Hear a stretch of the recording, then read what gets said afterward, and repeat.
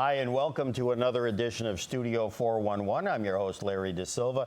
Well, my goodness, what a pleasure we have today. A guest joining us from the state of Florida via phone line, but we are going to make it seem like she is right here, as close as we can get her. For many people, our actress, comedian Rhonda Shear, best remembered as everybody's favorite late night bedtime smart sexy hostess of USA's Up All Night. But did you know that now she also runs a multi-million-dollar lingerie company called Shear Enterprises? And of course, besides the days on USA Today and so many other venues that she did, she also is a fixture on the Home Shopping Network and doing her thing. She's best known, besides her comedic work, for many of you ladies and perhaps some of you men, I don't know, that may like this stuff, wearing the bra. At one point, the nation's #1 selling bra worldwide. So not only very easy on the eyes, but also very smart lady. And she joins us for the hour here on Studio 411. Rhonda, welcome. Larry, what a nice, beautiful intro. Thank you so much. My goodness, I'm sweating from trying to get that all in 30 seconds. But yeah, thank you. Thanks for joining us. And she has a book, which of course I was so busy talking about the bra and getting verklempt, as I think they say, that she has a book, Up All Night, From Hollywood Bombshell to Lingerie Mogul, Life Lessons from an Accidental Feminist. And we've got a lot of ground to cover in her 39 years on this earth. My goodness. And I'm going to start off with just if we can get a shot of this. This, of course, is Rhonda back in the day. Now, for what it's worth, I did not know you were Jewish. So there you go. I learned something right off the bat. But yeah, all these things, yes. I definitely have a little bit of that going on. Yeah, I know. You know, then again, maybe it was the way I was raised. It helps in the industry, since there's a lot of people, they call it the rag business in New York. Oh, really? Or the schmata business. Yes. A lot of now think, if you had been brought, I can't talk. She's got me so flushed. If you had been born a generation before, you could have been playing Grossinger's and so many of the great Catskill venues. Oh my goodness. Back in the day, yeah. I had a chance to play a couple of those places up the mountains. Oh, did you ever do a beautiful Mount Airy Lodge? No. I did Caesars up in. I'm trying to think. I know they had one in Pennsylvania, but yeah. Poconos. The Poconos, yeah. And beautiful Mount Airy Lodge, which I understand now is being revived, but I thought it was pretty funny. About 10 years ago, they're selling off. The place had gone bankrupt. You know, you grew up watching those commercials. Rodney, Paul Anka, all these people that were playing there. It could have been you. But then at the end, they were selling everything but the kitchen sink, literally. They were selling the tubs, and they had the room numbers marked, and there were actually people that were buying and bidding on these tubs that I can't even utter the words I want to say. And I would think, who would want that in their home? But because they're like, that was our honeymoon suite. And I thought, there you go. But anyway. Memorabilia. But I guess. Those was cool. And I guess. Yeah, those were, and of course, I just saw a little touch of it, but those must have been great days for sure. Oh, absolutely. And as I said, Grossinger's up in the New York part of the Catskills for sure. Before we lose this shot, I have a wonderful shot here of your lovely parents. Again, your mom, beautiful lady. I can see where the looks come from, and your dad, a handsome-looking guy in his own right. What inspired you after all that's been gone on in your life, and as busy as you are today, probably as busy as you've ever been, what inspired you to finally put pen to paper?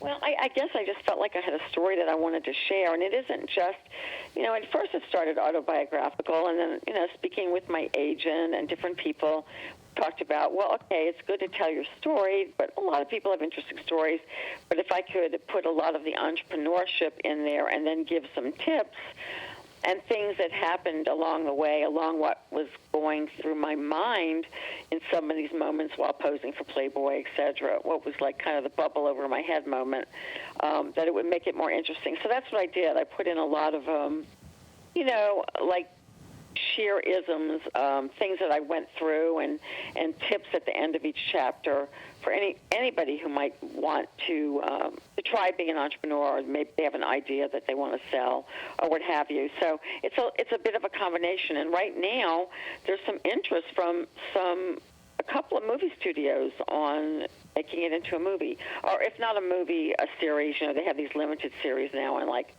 Netflix and things like that. So I don't know if it'll happen, but at least there's people interested in chatting, and that's exciting. Now, since you brought it up, I have to ask, who would then play Rhonda at let's say 20 and 40? Now, because you sprung this on me, I'm trying I have no idea, because I guess it depends if it would be TV or film. I see it as being more fun. I mean, I think they could spin it two ways. I think there could be a lot of humor in it if they took the pageant way and made my mother into more of a pageant mom. And it has a lot of similarities with, the Joy movie about Joy Mangano's life, which took about 4 different characters and put them together. So it has that and how she became an entrepreneur, except her movie was more about a struggling mom and getting single kids, and making it with single kids out of the back of her car, where my story is more about, there's a lot of the Hollywood and the Me Too movement and tons of Me Too in it. Like when the Me Too stuff started to happen, that was already in my book. And so I do a lot of radio and talk, or at least initially I did a lot of radio when people were just starting to talk about it. Because Me Too for me and for us who, for me pretty much the 80s and 90s in Hollywood, but really the 80s when I was really young and out there and just really starting to hit it and do a lot of sitcoms, you just took it for granted. Like it was part of your life being hit on and saying no to people. So we never thought, there was no one to call. You couldn't call anyone. You could be blackballed. You'd be threatened to be blackballed from the industry. So, for anybody who's interested in that part, there's plenty of that in the book as well. So, I just think it covers my Hollywood years, my pageant years, and yet how all these things help put it together. And then I reunited with my junior high school sweetheart, Van Fagan, and how we started this business, reinventing both of ourselves in terms of career. And, of course, we were both in our 40s, so age-wise as well, that you can make it in any place in your life. Certainly financially, both of us have enjoyed the best that we've ever done, together in our lives, and so that's fun. But it's still working, and still no signs of retirement in sight. So we love it, though. The business is really interesting. For those people who may not know, I'm in the intimate apparel and apparel business for women, and under Shear Enterprises, as you said. And we sell, our biggest customer is HSN, Home Shopping Network, which is now part of the QVC family. And we continue to, we sell online with our own website, like RhondaShear.com and herroom.com, and many of the larger intimate apparel websites. So, and we're growing that way, and we're actually just starting to sell through social media. We're very, very excited about, because absolutely. That's not the wave of the future. That is the now. That is, for sure. And that is what the Kardashians, I am just completely, my mouth is I'm in awe of Kris Jenner and what she has done for that family and being the brains behind that family, just completely changing sales and social media and just what social media can do and where everyone, people who are just starting in business now have a place to sell their merchandise. They don't even have to hit a retail store or brick and mortar. They can literally just sell on Facebook and then build their business from there. I've seen people, become very wealthy, never ever being in a store or even on a shopping network, just social media. So it's a very exciting time. Of course, that hurts retail. That hurts a little bit of it's hurting retail quite a bit. You're hearing malls closing and stores closing. And even HSN, changing some of their business a little bit. bit and going towards more social media and live Facebook and things like that. So it's just changing the face of how people are shopping. Yeah, I think there's room for a little of everything. It's just that, everybody, all facets have to adapt to the changing styles and changing ways of doing things. But yeah, it can be good and not so good for others. But Rhonda Shear, it's the millennials. The millennials want it now, fast, and immediately. And so, with companies like Amazon, you order it and you get it the next day or sometimes the same day. So they've really changed. This young generation has definitely changed the face of a lot of things for us. Some for the better, some for exactly, not so sure. Exactly. Rhonda Shear, author, comedian, entrepreneur, author of the book Up All Night: Hollywood Bombshell to Lingerie Mogul. For some reason, I can't say that word. Life Lessons from an Accidental Feminist. And we go to this shot here, if we can get a shot of this. Miss Hollywood World USA. They're back in the day. Rhonda, in her brunette days, obviously had quite a bit of success on the pageant circuit as well. What are those? I was going to say, not the Honey Boo Boo. What's that other one where they have the show about all the young pageant girls. Yeah, I never did baby or kid pageants. I started as a teenager and was Miss Louisiana USA and Miss Louisiana World, and went to the national pageants. And for me, that completely helped build my career, my background, and my confidence level completely. And so when you see Miss Hollywood, I was Miss Hollywood and also Miss Los Angeles Press Club, which was a big deal back in the day. Marilyn Monroe was the first. I was the last. They didn't have any more pageants after mine. Yeah, I was going to say, you wrote in the book around the early 80s or so, they discontinued that. But now you were never Miss Golden Globe, correct? Yeah, I was. Oh, you were? Okay. I was Miss Golden Globe, and actually the year that I did that, they actually, for the first and only time, they had two girls that were Miss Golden Globes. A girl named, gosh, I can't even believe this name is popping into my head, but it is. Lori Leonelli. I have no idea what happened to her after that pageant. I mean, not pageant. It was you're selected by the foreign press media to be a Miss Golden Globes. And what's interesting about that, Lori and myself and only a handful of people through the years were not celebrities' kids, because usually they pick a star's child to do that, and it's a big honor. And like I know Jack Nicholson's daughter at one point in recent years, Bruce and Demi, they're one of their kids, that kind of thing. But yeah, back in those days, it was done a little differently. It was a little different, and it was actually kind of back when I did. It was in, I forget, the early '80s is when I did that. It was right after Pia Zadora had won a Golden Globe Award, so people were mocking the awards. I mean, now it's completely legit and a big deal. But for a while, they had lost their reputation because it seemed like maybe Michelle Omrickless, who's her husband, could have paid them off.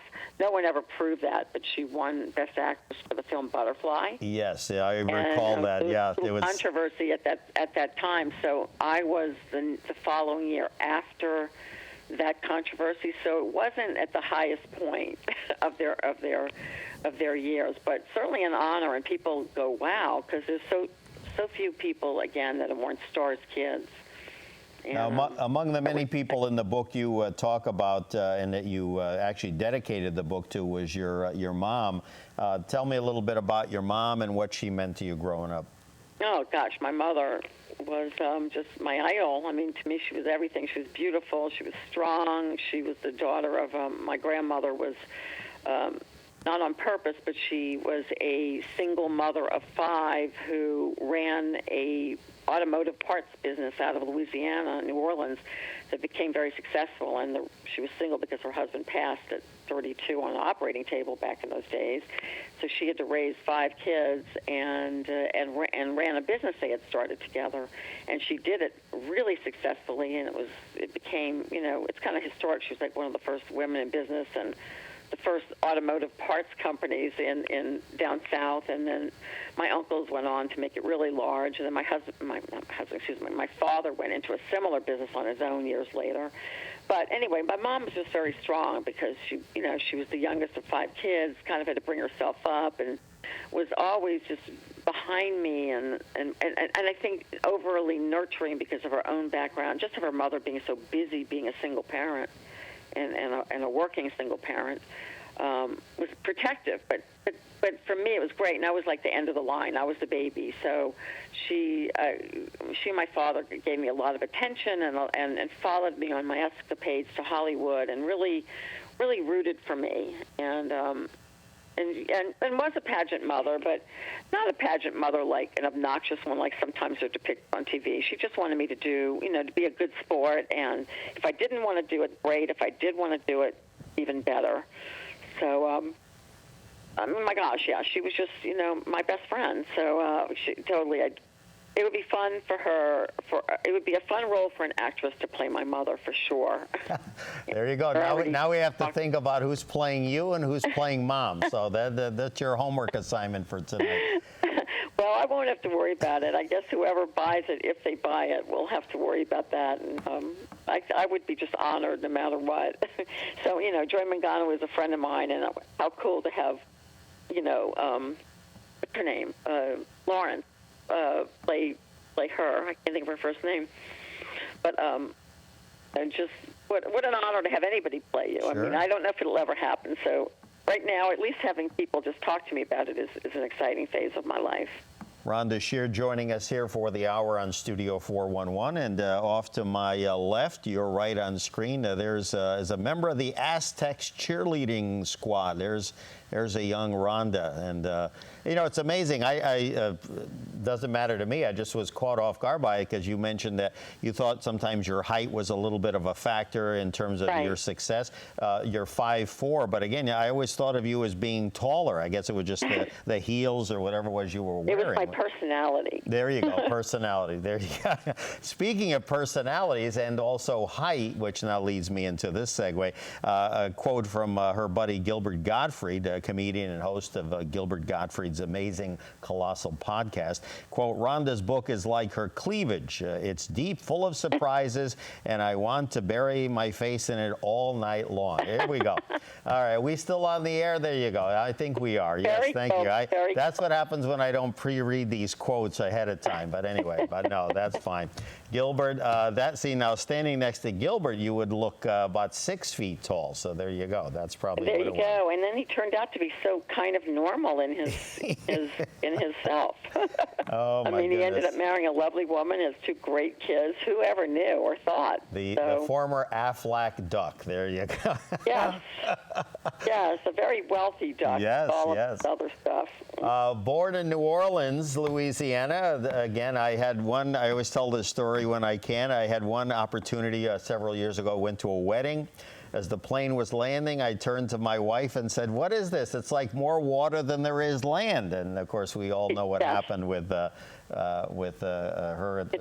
Katrina, back nearly 2 decades ago. It's a lot of swamp. And then one of the reasons it settled there is, because I think they settled there is because it would be hard for people to invade New Orleans. And New Orleans really does sit in the bowl that they talk about between the Mississippi River and the lake, and my mom's home was at the edge of that bowl, so she never had water damage from Katrina. But my sister did lose her home, so she's fine now, but very scary. They actually evacuated and stayed with us in Florida for 6 weeks because they couldn't go back home. So that's scary times. As a matter of fact, I'm actually having a very cool event at my house in September for my alma mater, which is Loyola University, which is doing great, Loyola, but Loyola did, I was a communications major, so a lot of some of their department, some of the communications department and some of the studios were destroyed, so we're doing a fundraiser at my house. I'm so excited about it, to rebuild that studio to state-of-the-art. And they just presented me with a Lifetime Achievement Award, my university, and that was another big honor for me. That was just really cool. One of the honors I wish my parents were here to see. There you go. There you go. Now, you talked a little bit about New Orleans. I know when I was there, one of the big things, you ever been in the Roosevelt Hotel? Oh, yeah. Yeah, what a beautiful place that is, especially at holiday time. And it just unbelievable. Great. And big deal at the holidays to go there. It's all like like cotton candy. They just make the whole. Oh, the inside and out. We were there for a wedding, and it was great. And then they have this lovely kind of room right off near the front entrance, and it was just Dixieland jazz. There was a gentleman there that I wish I could remember his name. If you ever saw the movie, the one with Bridges of Madison County. Oh, yeah. I did see it so many years ago. Yeah, yes. where Clint and Meryl sneak off to like this, rough part of town to go to like a jazz blues club. And there's this gentleman that's singing in the movie. That was the gentleman that was singing at this wedding brunch the day after the wedding that we went to. And I just thought, man, this place is, and the food, of course, wow. Us northern boys, boy, I tell you, after about the third day, it was hitting a wall, I got to tell you. Well, yeah, because you can't help but drink in New Orleans along with the food, and the food really is its own deal. I mean, there's no other city like it in terms of it's its own cuisine. Yeah. And really delicious. So, yeah, my husband and I cook a lot and can cook a lot of the New Orleans dishes, so people really like invitations to There you go. All right. I'm making a note of that. Oh, we have a photo of you here back in the day with George Burns. That's you hobnobbed with, and were exposed to a lot of the greats in the business, so that I'm sure that you learned a little bit from each of those encounters. I did. So I hit the tail end of, I was lucky enough to meet some of these people, obviously, while they were still alive and kicking. And I actually went on air for George Burns and was his model when he had a book, How to Live to Be 100 or More. And I remember demonstrating some of the exercises in his book, which was really cool. And I was just becoming or attempting to be a stand-up comic, and he said, "Just keep it clean, kid. Put it in the audience's mind. Put it in their mind. Let them think dirty." And he was really right. So innuendo was my trademark when I did stand up, and let the audience put it in their heads. But great guy, was really, really sweet, and I had the honor to meet with him and work with him on like a couple of times, as I did with what you may be getting to that, Bob Hope. Yes, indeed. Yeah, well, a little later on we have a shot of Mr. Hope, and I'll ask a question about him in a minute. In the book, though, and tell me if I misunderstood or misread this, among the descriptive terms you describe yourself as non-compliant, which I think that means something else, but I'll let you tell me. The ultimate girly girl, impulsive, and hypochondriac. So, all of the above. Quite a mix. My compliments to your husband. Oh, yes. And my mother, bless her, because we got married older, she told him, she said, "Just know you're getting a hypochondriac, and Rhonda likes to shop." There you go. So, but see, now see how that worked out so well? Little did you realize when you were, especially in the 90s, on TV for those 8 or 9 years, which in its way was its own blessing and training ground, in my opinion. Little did you realize that you would be doing this right now. I mean, who would have thought, as they say? Oh, no, you don't know. You have to follow the journey of life. I think the thing that helped me the most in what I do on the air, no doubt, the 450 shows I tape for Up All Night, you learn to handle any situation. But also stand-up comedy, I think, was my biggest prep for being able to do what I do, live, hours and hours of live television, because I never sold.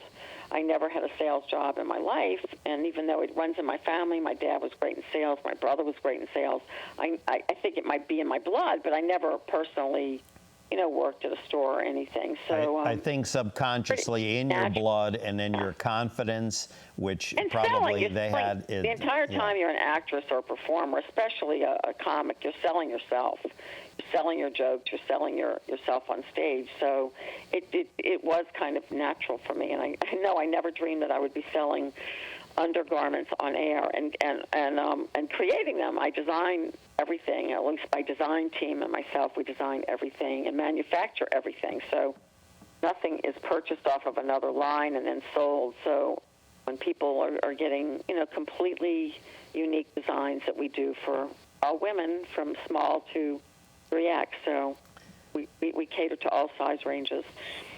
We had a shot there. We just lost it of you with Hugh Hefner, and of course, it's in the book. It's pretty much common knowledge. You posed on several occasions for Playboy, including the first time, which was a non-traditional. It was Girls of the Southeast or something like that. It was a thing. Girls of the New South. The New when South. I was Yeah.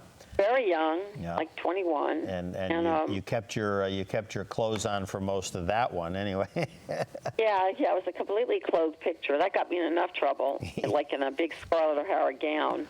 And then years later, I went back to them in 1991 when I was doing stand-up and kind of frustrated with the way I was being treated by male club owners, even though I was headlining, and went to them and said, we should do Women of Comedy.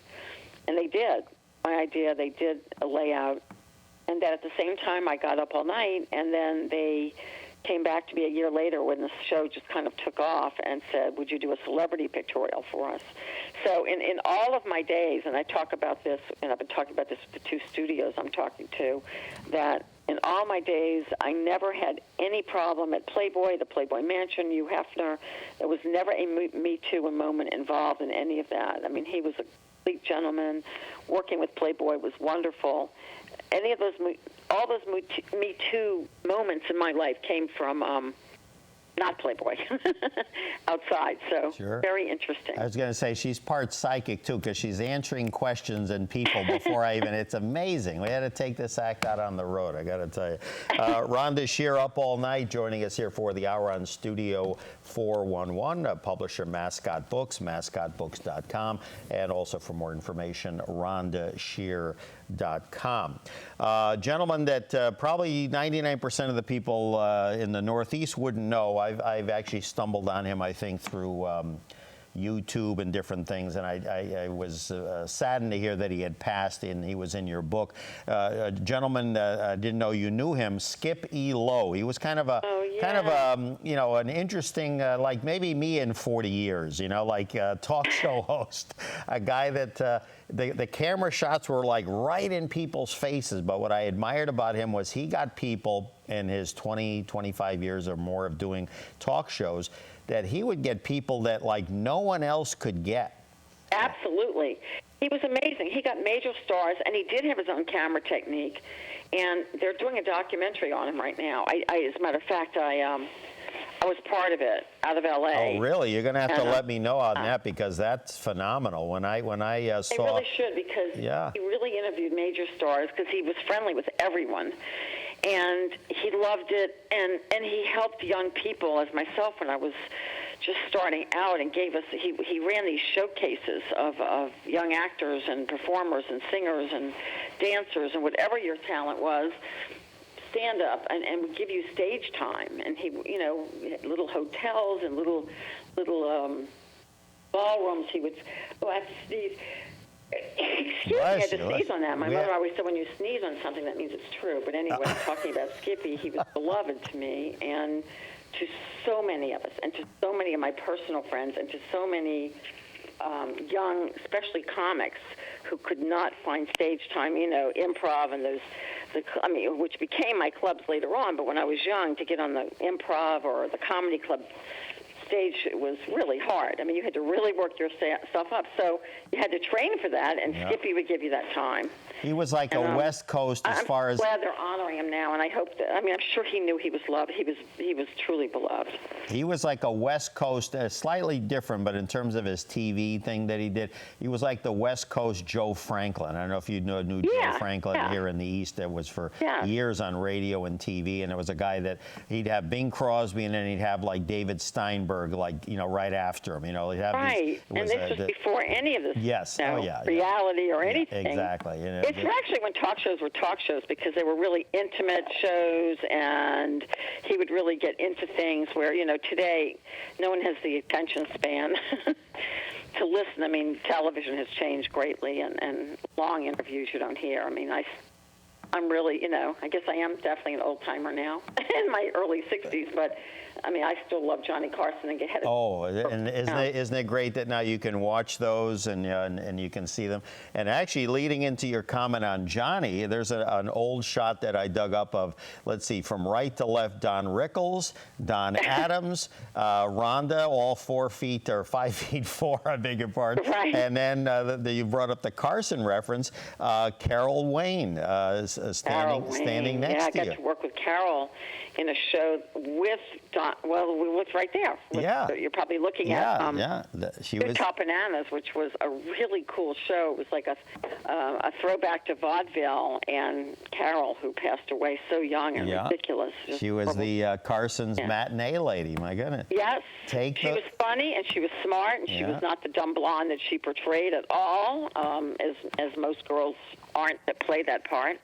As Carson would say, take the fork in the road. Take the fork in the yeah.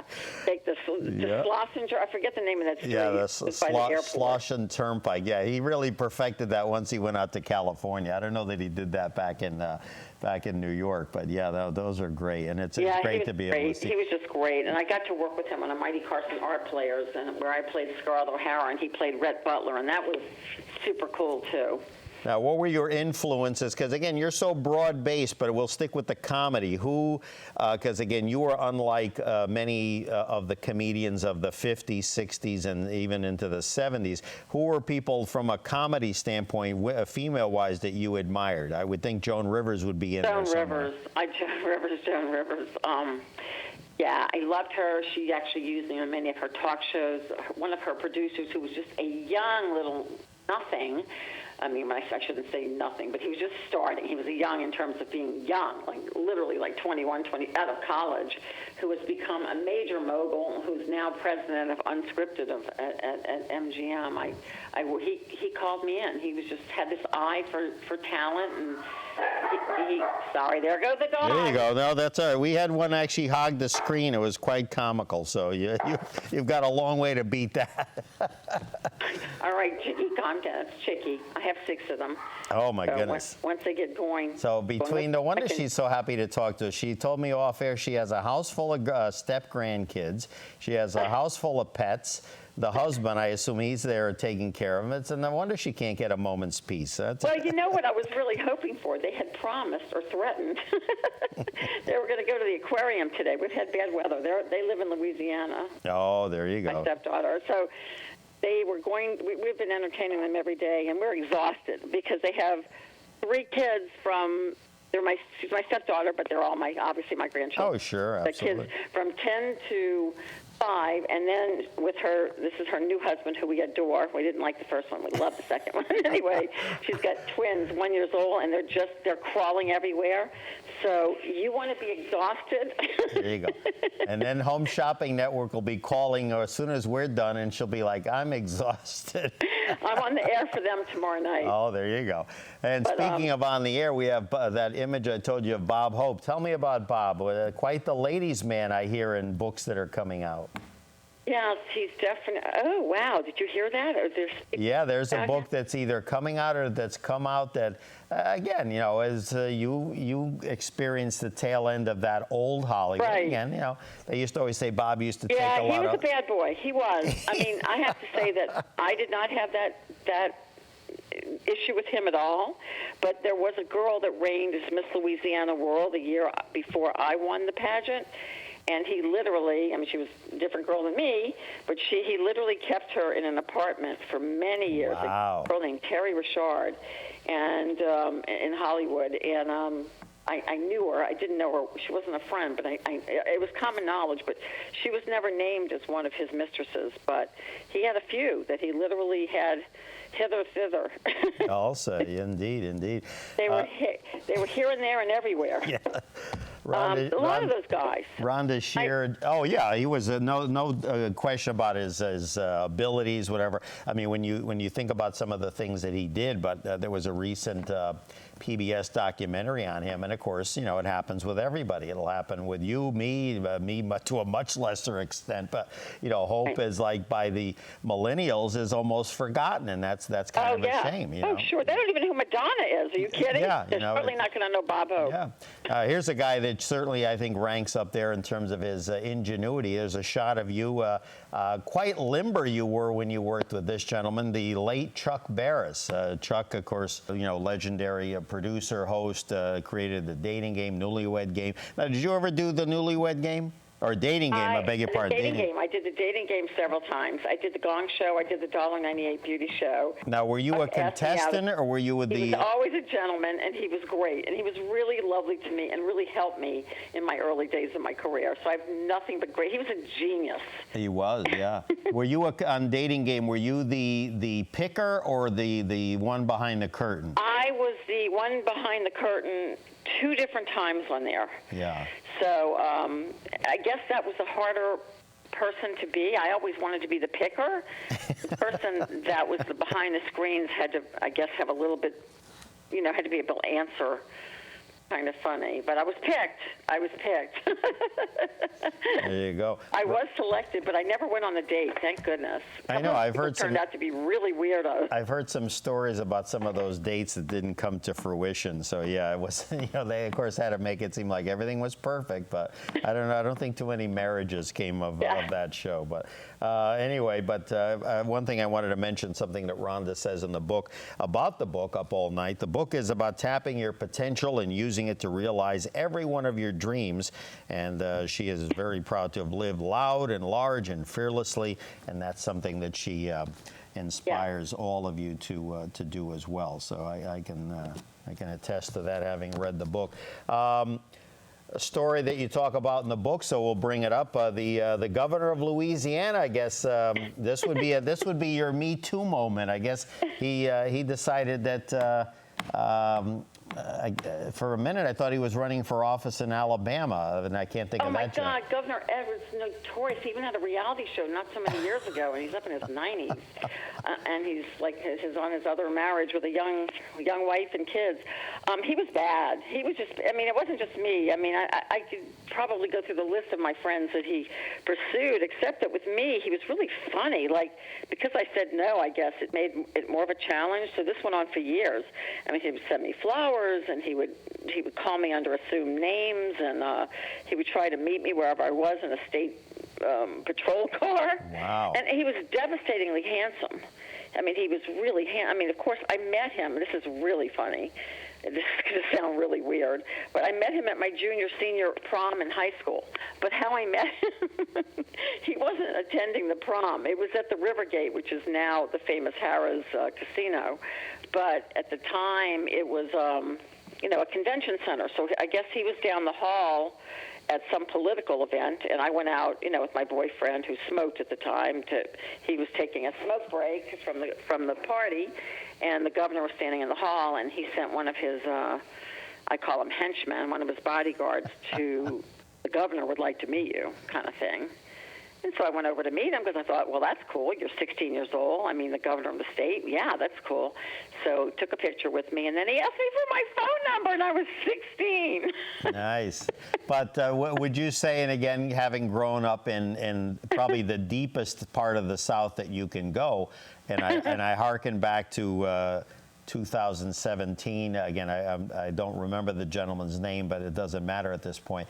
That, again, the good old Southern boy, I mean, that really is kind of, a stereotypical, but truism about how... I think it's everywhere. Yeah. No offense to you being a man, and not you personally, but I think it's everywhere. And I think politics, like show business, maybe people will think secondly about being videotaped or secretly taped or whatever now.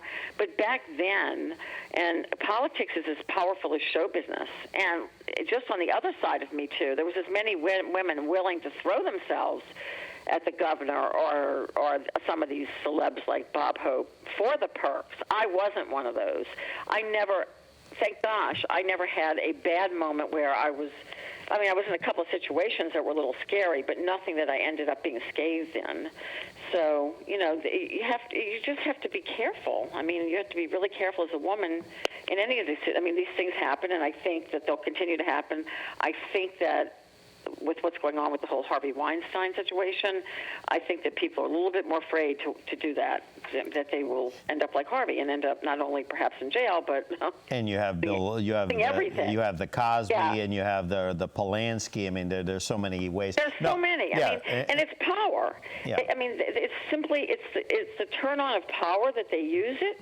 Think that to actually get people. Yeah. The seduction of saying, "Hey, I can make you a star." I heard that many times myself.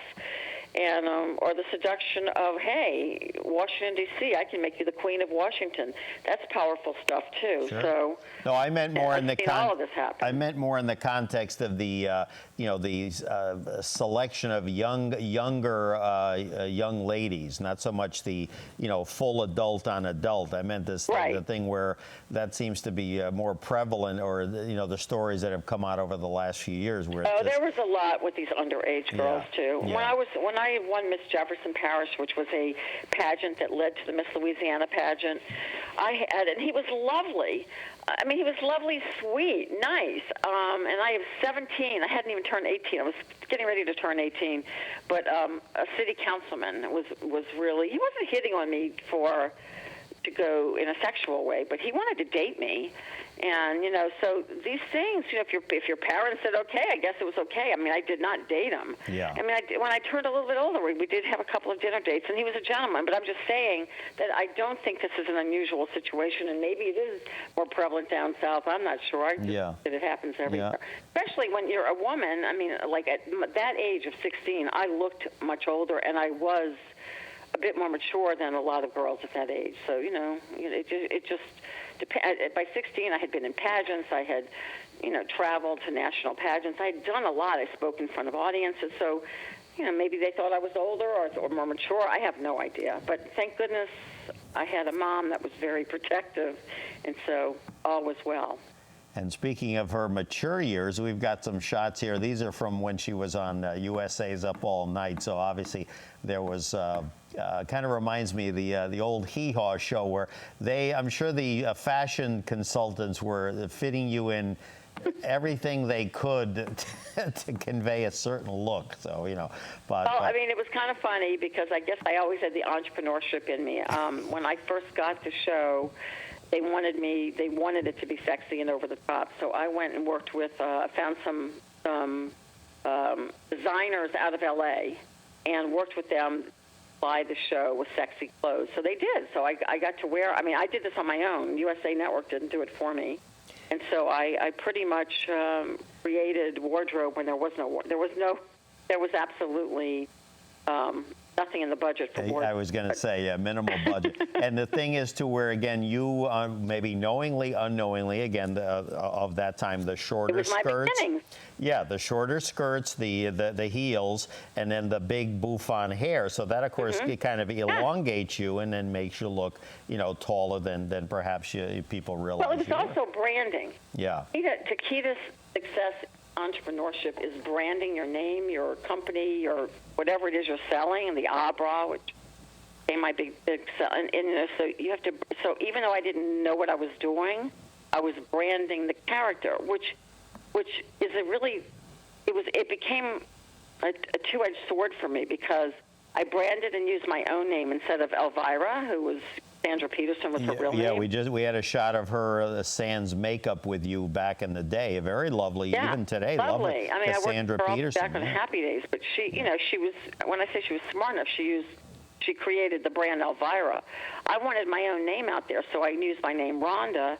But then people got confused with the character, thinking I was a bimbo blonde, and then so that hurt me when after the show was over. Then I was really having trouble getting cast. And you talk in the book for those reasons. Plus, again, at that point you were a little older, and you talk about which is discussed. And every time we think that it's gotten better, the 40-plus actress, comedian, whatever, then all of a sudden has trouble. Unless you're really established, like Angelina Jolie and Jennifer Aniston. situation. Unless you've got that kind of name, Yeah.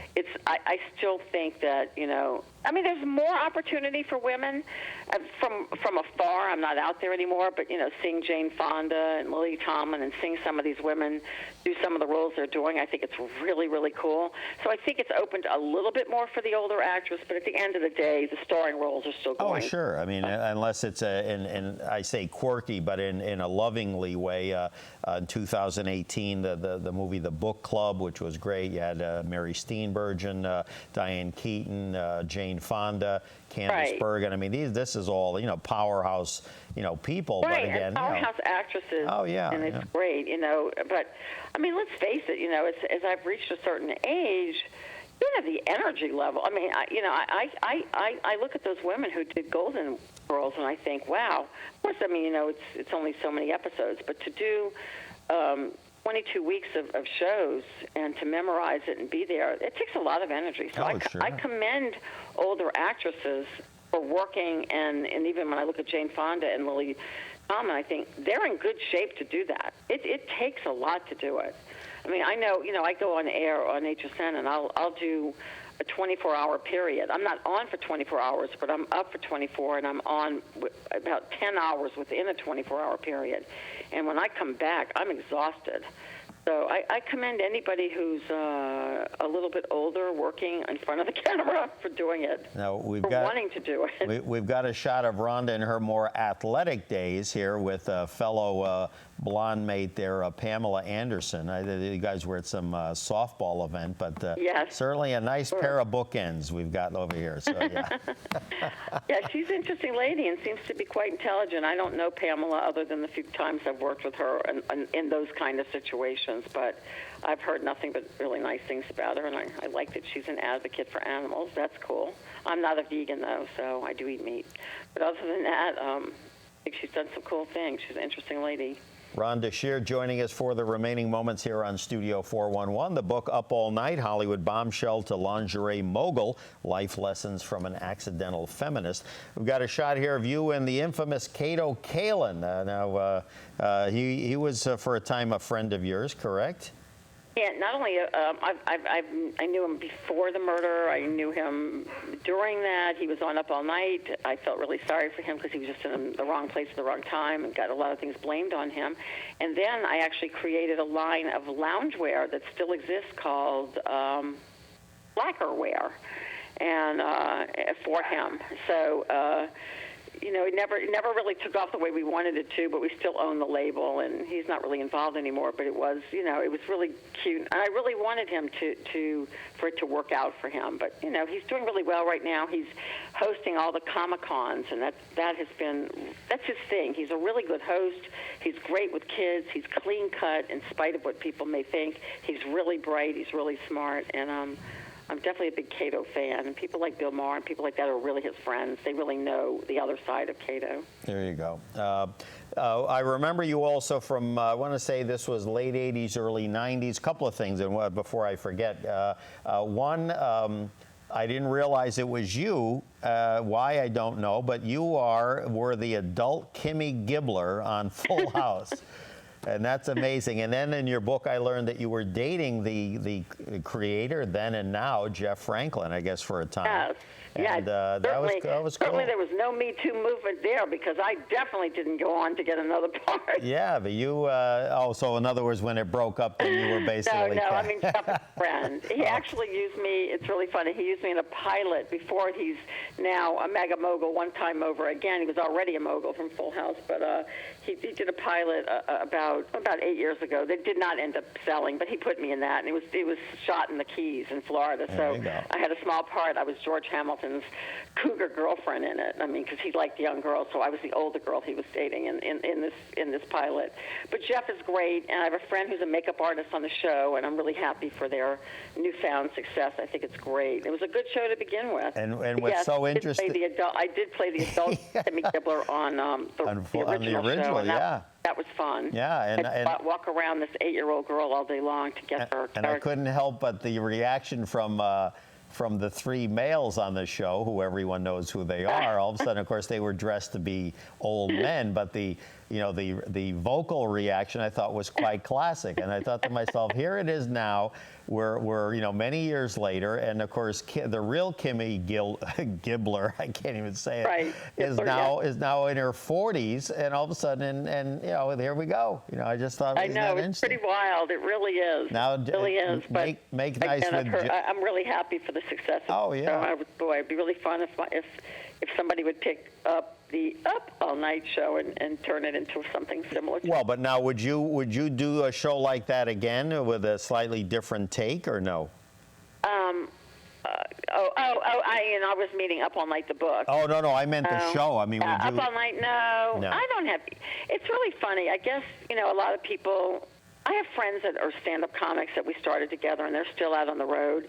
And I guess because my life completely went a different direction, and I'm in business now, I don't have that desire. I had a little desire to do stand-up here and there for a while, and I recreated my show with all-female comics, and I had fun doing it. And then the thought of actually doing it, maybe this is the non-compliant part of me about not wanting to go rehearse. I'm not hungry for it anymore. Knock on wood. I mean, I'm not. We've been successful. I mean, I'm not ready to again retire. I like the lifestyle that my husband and I have together, but I just couldn't go back on the road or tape a show on a regular basis like that.